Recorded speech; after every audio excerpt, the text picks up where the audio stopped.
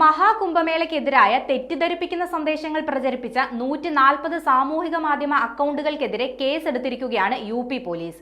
നമസ്കാരം, കൊട്ടാരക്കര മീഡിയയിലേക്ക് സ്വാഗതം.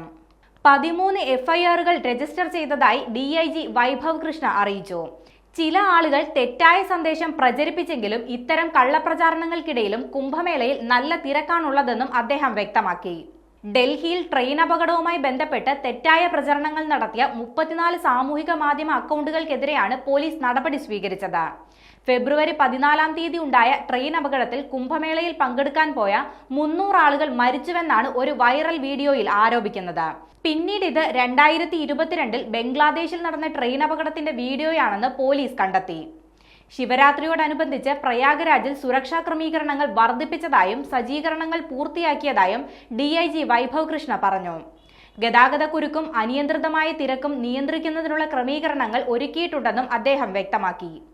തിരക്ക് നിയന്ത്രിക്കുന്നതിന്റെ ഭാഗമായി അയോധ്യ ധാം റെയിൽവേ സ്റ്റേഷനിൽ സുരക്ഷാ ക്രമീകരണങ്ങൾ ഏർപ്പെടുത്തിയിട്ടുണ്ട്. റെയിൽവേ സ്റ്റേഷനിൽ 350-ലധികം ഉദ്യോഗസ്ഥരെ വിന്യസിപ്പിച്ചിട്ടുണ്ട്. തീർത്ഥാടകരുടെ സുരക്ഷ മുൻനിർത്തിയാണ് ക്രമീകരണങ്ങൾ ഏർപ്പെടുത്തുന്നത്.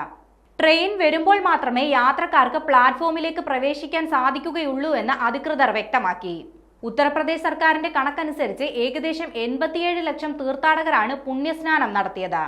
62 കോടി തീർത്ഥാടകർ പങ്കെടുത്തതായാണ് ഉത്തർപ്രദേശ് മുഖ്യമന്ത്രി യോഗി ആദിത്യനാഥ് പറഞ്ഞിരുന്നത്.